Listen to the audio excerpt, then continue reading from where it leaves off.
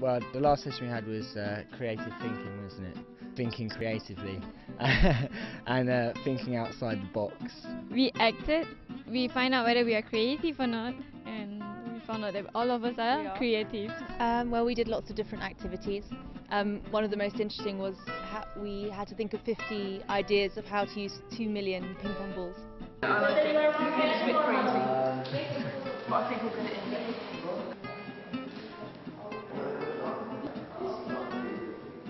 Narrow-minded. Oh, don't go changing it. It's written now. We also learnt about what side of your brain is creative and what side of your brain is like the kind of mathematics and stuff like that. You had to draw a picture upside down because you find it easy apparently to Critical or logical. If you draw it upside down, then your both sides of your brain can work together.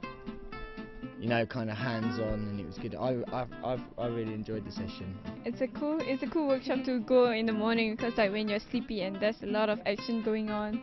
So that was nice. I was wide awake after that. And then we had to leave the room in a creative way. You like that, don't you?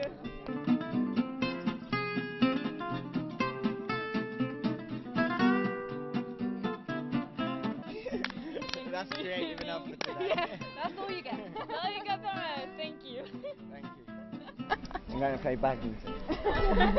I had taken part in the skill workshop of project management, and I think this is really interesting and exciting, because you know, when we would like to contribute to the community, we should have a project and carry out it successfully, effectively. So I think today this is a chance for us to share. I also have experiences from other participants when they give me the ideas, their project, for example, Mr. John or Adams. So I think it's very good for me and all the participants.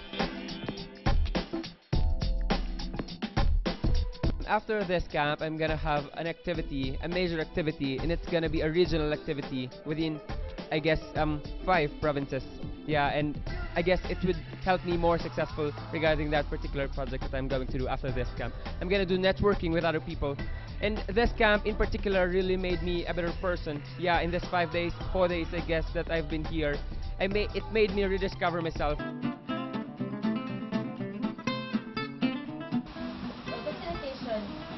All of that you have mentioned. We have a person there. Open-minded means okay, the facilitator might have some idea in his own, but not dominating. But let the participants thinking. F stands for? Absolutely. Guys, you must energize people with passion. Energetic, a good sense of humor. His powers are, it's elastic. He can reach out his hand to our room.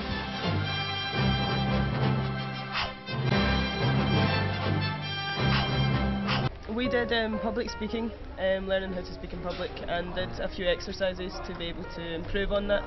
And then at the end we did a speech, we each did a speech, so that the rest of us could then write down comments, good and bad, just to help us improve in that skill. I especially like the bit at the end, because getting comments from other people, you could see how different and how vast the comments were. Some people thought it was excellent and some people thought it was really bad, which was interesting to see when you yourself, we had to pronounce like different vowel sounds in words and then say the words. Something like bit, bait, bat and bet. Just the pronunciation of those words, and doing volume of voice and pitch of voice as well. I can make my voice go very loud and then I can make my voice go very quiet, but I'm not too good at that. But yeah, we did that. We trained. Yeah, it's right. Maybe the high voice, yes, high voice and loud voice, and maybe it's enough loudness the voice of the voice. Yeah. We're doing about the each country must explain about the country what were the parallel sex before marriage. All right, it's very seriously. We spoke about the religion, the effect of religion on premarital sex. In the UK it's quite secular, religion doesn't have that influence anymore, and premarital sex is a lot more accepted, whereas in Malaysia, Indonesia there's Islam, which does not allow premarital sex, and it's a lot stricter tradition. Reason that, I mean, it's not fine for you to talk about it to other people and say, hey, I had sex last night. Some of groups show their performance in theater, and it is every group has a different way to present the topic. This is my very big child. I've got eight and another. They have 3 wives. That make it polygamy. Oh my gosh! This is my newest mom. A lot of young people in the UK can't imagine young people who don't have premarital sex. Like it's the complete norm. There are lots of couples that stay together for 20, 30, 40 years and they have children. Some parents they didn't open-minded to their children to talk about sex. You're coming from a country where sex is a bit of a taboo and it's not something you speak about with friends or your family. It must be quite hard to come in and speak about it in a room of 8 people you only met 3 days ago. Just pretend today you are mother or father when your children ask you about sex. So what will you answer? Yeah, I could feel that some of them were a bit uncomfortable. And having sex? Okay. It doesn't bother us. We know these issues are different. That's what we're here to see, that different countries, different issues. Just example. We can accept that, and that's fair. We don't judge on that. That's very interesting. Sex isn't something that should be condemned necessarily. The point is, you're allowed a choice. So what's the question?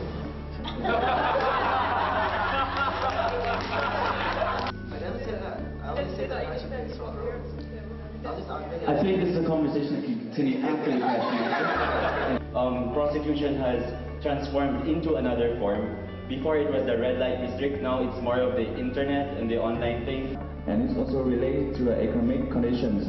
When you are jobless, you have no choice, and you have to do it. Once prostitution is legal, people will think that prostitution is actually something to look forward to.